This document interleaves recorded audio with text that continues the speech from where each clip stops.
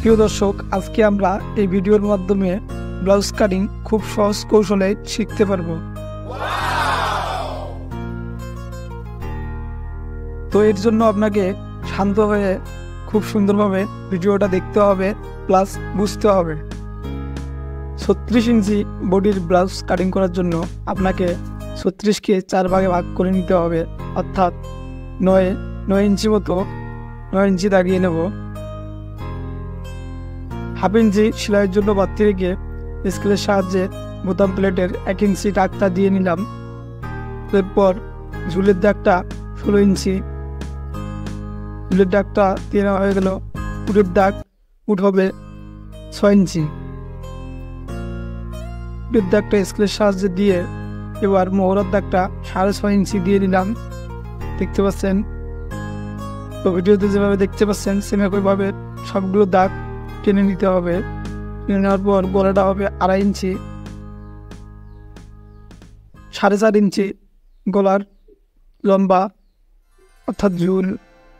ওইখান থেকে দাগগুলো সম্পূর্ণ করে নিলাম। এরপর 10 ইঞ্চি মতো পুরের দাগ থেকে আবার দাগিয়ে নিলাম। 10 ইঞ্চির যে দাগটা আছে সেই দাগ থেকে দাগের বৃত্ত থেকে চারপাশে লাইনগুলো টেনে নিলাম ব্লাউজের ভাঁজের জন্য। দেখতে পাচ্ছেন সেম একইভাবে দাগিয়ে কাটিংটা সম্পূর্ণ করতে হবে। ভিডিওতে যেভাবে দেখতে পাচ্ছেন একইভাবে আপনাকে কাটিং করতে হবে। আয়রনের সাহায্যে ফিনিশিং করে নিয়ে সুন্দরভাবে চকের সাহায্যে রাউন্ড শেপগুলো দিয়ে নেবেন। রাউন্ড শেপগুলো দিয়ে নিয়ে কাঁচির সাহায্যে নিখুঁতভাবে কাটিং করতে হবে। প্রিয় দর্শক, আমাদের চ্যানেলের ভিডিওগুলি ভালো লাগলে অবশ্যই লাইক দিয়ে সাবস্ক্রাইব করে সাথে থাকবেন। ধন্যবাদ।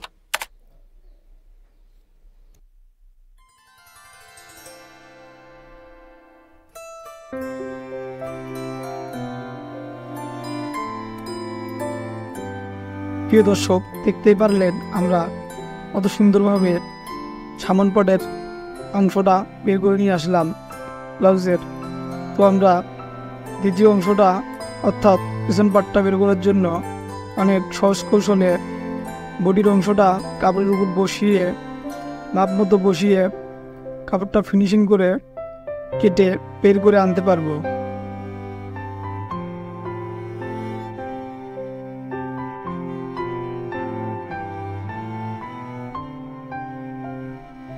ব্লাউজের বডির দুটি পাশে আমরা অনেক সুন্দরভাবে বের করে নিয়ে আসলাম। তো এবারে আমরা হাতা কাটিং করব। হাতা কাটিংয়ের জন্য আপনাকে প্রয়োজনীয় কাপড়ের অংশটুকু মেপে নিতে হবে।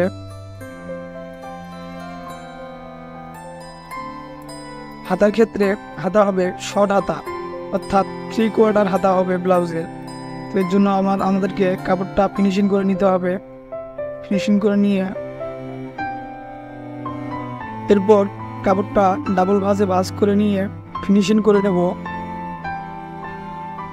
দেখতে পাচ্ছেন ডাবল ভাঁজে ভাঁজ দিয়ে ফিনিশিং করে নিয়ে দাগগুলো দিতে হবে। 10 ইঞ্চি মতো দাগিয়ে নেব। হাতার লম্বা হবে 10 ইঞ্চি মতো।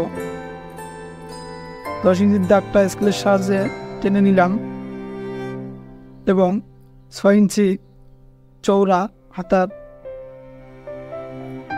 ঢোলাটা 1 ইঞ্চি সেলাইয়ের জন্য বাড়তি, 3 ইঞ্চি মতো হাতার দাগ দিয়ে নেব।